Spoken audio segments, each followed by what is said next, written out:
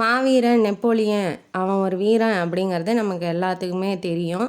அவன் எந்த அளவுக்கு வீரன், சின்ன வயசுலேருந்தே அவன் எப்படி தைரியமாக இருக்கிறான் அப்படிங்கிறதுக்கு ஒரு சின்ன எக்ஸாம்பிள் என்ன அப்படின்னா, அவன் ஸ்கூல் படிச்சுட்டு இருக்கும்போது அவன் பக்கத்தில் இருக்க பையனோட பொருள் ஒன்று காணாம போயிடுச்சு. தன்னோட பக்கத்தில் இருக்க நெப்போலியன் தான் திருடிட்டான் அப்படின்னு சொல்லிட்டு டீச்சர்கிட்ட போய் கம்ப்ளைண்ட் பண்ணுறான். டீச்சரும் அவனை பற்றி அவன்கிட்ட கேட்கவோ இல்லை அவன் பதில் எதிர்பார்க்கவோ இல்லை, பெரம்பெடுத்து வெளுக்கிறாரு. வெளுத்தோடனே அவன் எதுவுமே பேசலை, நெப்போலியன் அமைதியாக இருக்கிறாப்புல. மறுநாள் ஆகுது, வந்தோடனே இவன் போய் திருடப்பட்டதாக சொன்னான் இல்லையா, அந்த பையன் போய் டீச்சர்கிட்ட என் பொருள் கிடச்சிருச்சு, நெப்போலியன் எடுக்கல அப்படின்னு சொல்கிறான். நம்ம பண்ணது தப்பு தான்னு டீச்சர் வந்து நெப்போலியனை கூப்பிட்றாங்க.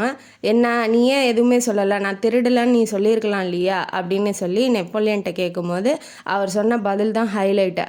அவர் என்ன சொல்கிறாருன்னா, நீங்கள் அடிக்கிறதுக்கு முன்னாடி என்கிட்ட எந்த ஒரு கேள்வியும் கேட்கல, நீங்கள் அடிக்கும் போது தான் என்கிட்ட கேட்டீங்க, அதனால் நான் திருடலை அப்படின்னு சொன்னேன்னா நான் அடிக்கிறத பார்த்து பயந்துக்கிட்டு சொல்கிறேன்னு நீங்கள் நினச்சிக்குவீங்க. அதனால் நான் வந்து எந்த ஒரு பதிலும் சொல்லலை.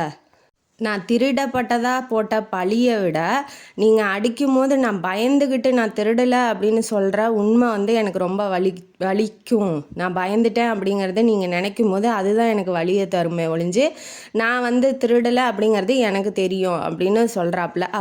சின்ன வயசுலேயே தன்னை யாருமே பயந்தவன் நினைக்கக்கூடாதுன்னு அவர் நினைக்கிறாரு. அதே மாதிரி நீங்களும் வாழ்க்கையில் எதை பார்த்துமே பயப்படாதீங்க, நடக்கிறது நடக்கட்டும்னு முன்னேறி வாழ்க்கையில் சக்ஸஸ் ஆகுங்க அப்படிங்கிறது என்னோட கருத்து. இந்த கதையும் காணொலியும் உங்களுக்கு பிடிச்சிருந்தா லைக் பண்ணுங்கள், ஷேர் பண்ணுங்கள், சப்ஸ்கிரைப் பண்ணுங்கள், கமெண்ட் பாக்ஸில் கமெண்ட் பண்ணுங்கள். நன்றி மக்களே.